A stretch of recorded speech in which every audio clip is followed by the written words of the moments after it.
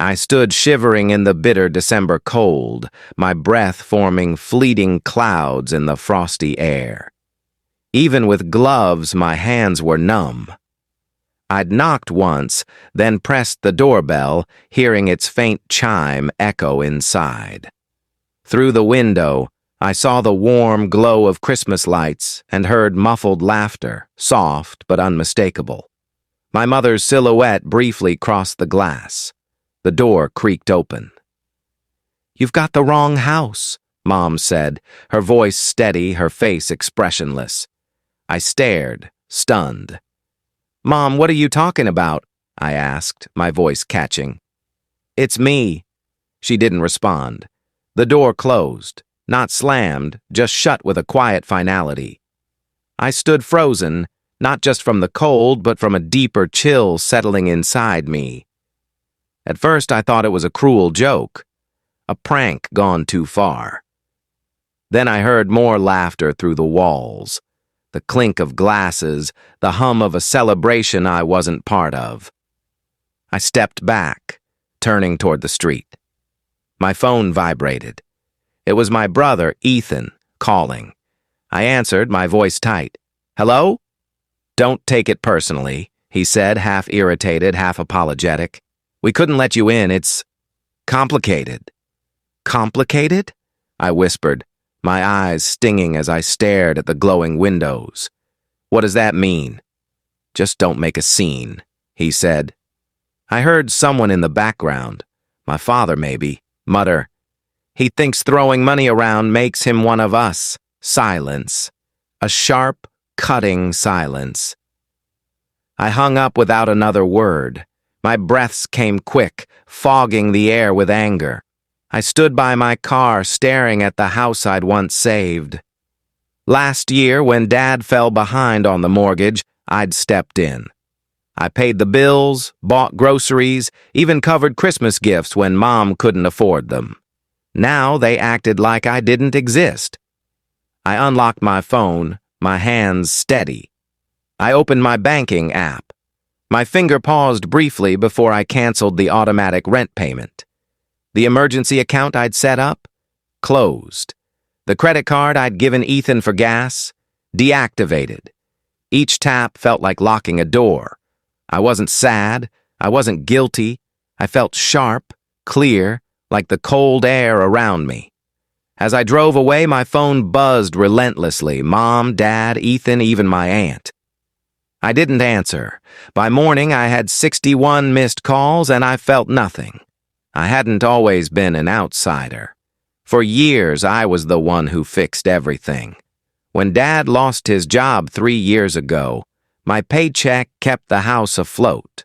When Mom needed emergency dental work, my credit card covered it. Ethan, just out of college and drifting, relied on me, and I never complained. That's what family does, right? They support each other. I was good at supporting. I'd landed a solid job after college, climbing the ladder fast. They called it luck. I called it skipping nights out, eating instant noodles and living in a cramped apartment. But no one cared until they needed something. "Jake, can you help with the electric bill?" "Jake, Ethan's short on gas money." "Jake, your dad's stressed. Can you cover the mortgage?" Helping a little became helping for years. I was their invisible safety net. The first time it felt wrong was last Thanksgiving. I paid for the feast, turkey, pies, even Dad's favorite sparkling cider. But when it was time for the family photo, they asked me to take it. "Jake, just this once," Mom said, waving me away. "We want the family in the shot." I laughed it off, but the slights kept piling up. Ethan got a shiny new SUV for his birthday, a gift from our parents. When I asked why I never got anything like that, Mom chuckled. "Oh, Jake, you're so self-sufficient, you don't need it." Self-sufficient meant I was expected to handle everything alone. The jabs grew sharper. He thinks paying bills makes him family. He's always flashing his cash. The worst came from Mom, hidden behind a sweet smile. Ethan's got so much potential. If only you'd do more for him. More? I'd paid off Ethan's student loans, covered his rent when he quit his job to find himself, even co-signed his credit card. But when I hinted money was tight, Mom's voice turned icy. Jake, family means sacrifice. Sacrifice? I remembered my 27th birthday. No calls, no visits, nothing. I remembered paying Dad's hospital bill after a fall, only learning he'd recovered weeks later. I remembered canceling a trip with friends because Ethan needed rent money again. That Christmas night, standing outside their locked door, something broke. They didn't see me as family, just a wallet.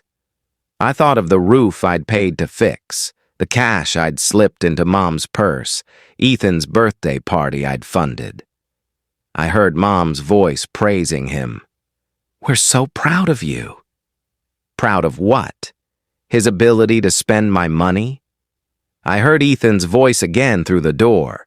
He thinks paying rent gets him a seat at the table. In my dim apartment, staring at a flickering Christmas tree, I felt the weight of years. My phone buzzed. Mom. Jake, it's Christmas. Answer. Ethan, stop acting like this. Dad, your mom's crying. Call her. No apologies, just demands. The next morning, I called the bank. I stopped all payments, closed the joint account, canceled Mom's card, and cut off Ethan's gas card. I called their landlord. I'm done covering their rent, I said, my voice even. I made coffee and watched snow pile up outside. My phone kept ringing. I didn't answer. For the first time in years, I felt peace, cold, sharp, and free. Mom called later, frantic. Jake, what have you done? The rent's unpaid, the card's dead. Yes, I said calmly. You can't do this, she screamed. Ethan needs gas. We need rent. Your dad, I don't care, I cut in. She went silent, stunned. Jake, this is selfish, she said, her voice turning cold. Selfish? I laughed. Was it selfish when I paid your bills, Ethan's debts, Dad's medicine? Those were gifts, she snapped. Gifts are given freely, not demanded, I said. You don't know how hard it is for Ethan, she said. Not everyone's got it easy like you. Easy? I laughed bitterly. Working 60 hours a week while Ethan plays games, watching you praise him while I'm just your ATM? Calm down, she said sharply. Family sacrifices. Then you sacrifice, I shouted. Sell Ethan's SUV, skip your fancy vacations, tell him to get a job. Silence. I don't know you anymore, she whispered. I'm just being honest, I said, and hung up. Ethan called next. You're ruining everything, man. Mom's crying, Dad's freaking out. You're not my family, I said. You locked me out. I was your bank, not your brother. You're dramatic, he scoffed. Was I dramatic when I paid for your life? I asked. He had no answer. I hung up. Then came the group text. Family meeting. Come to the house. I almost ignored it, but anger pulled me there. The house glowed like a holiday card. Lights, wreaths, warmth. I walked in without knocking. Mom's eyes were red. Dad paced by the fireplace. Ethan scrolled on his phone. Jake, this has gone too far, Mom said, rushing toward me. We're family. You gave up on me, I said, my voice loud. The room stilled. You locked me out, laughed behind my back, used me like a checkbook. That's not true, Mom gasped. You're our son. Then why was I outside at Christmas? I demanded. I paid your rent, fixed your roof, covered your bills, and you shut the door in my face. Dad muttered. You don't get it. Then explain, I said. No one spoke. Exactly, I said, turning to leave. Jake, wait, Mom cried. We're family. We sacrifice. Then you sacrifice, I said. I'm done. Ethan stood, red-faced. You're running off with your money, leaving us to struggle? You're 26 and freeloading, I shot back. Get a job. Dad shouted. Enough. We can fix this. Just help us like always. Mom's voice broke. We care about you. You cared about my money, I said. I was useful, not loved.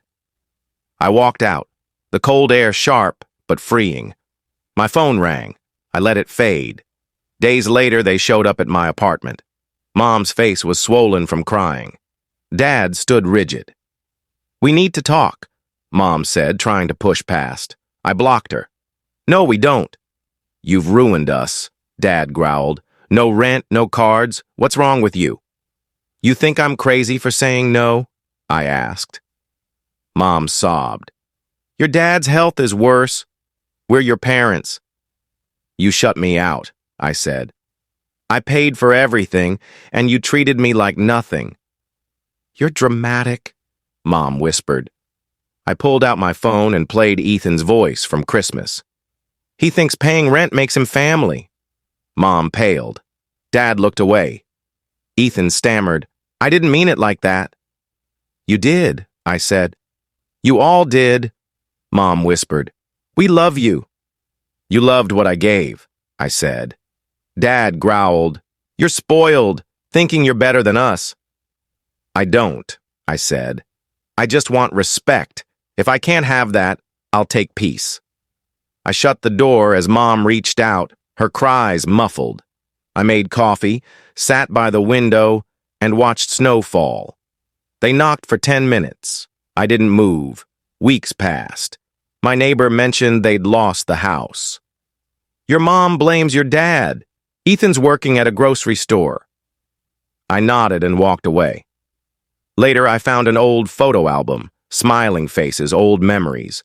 I closed it, shelved it, a text from Mom. We lost everything. Your dad's sick. Ethan's not talking to me. We were wrong. Come home. I deleted it. No anger, just freedom. I stepped outside, the sky wide and clear. For the first time, I smiled for myself. Thank you for watching Story. Please subscribe and hit the notification bell for more real-life stories.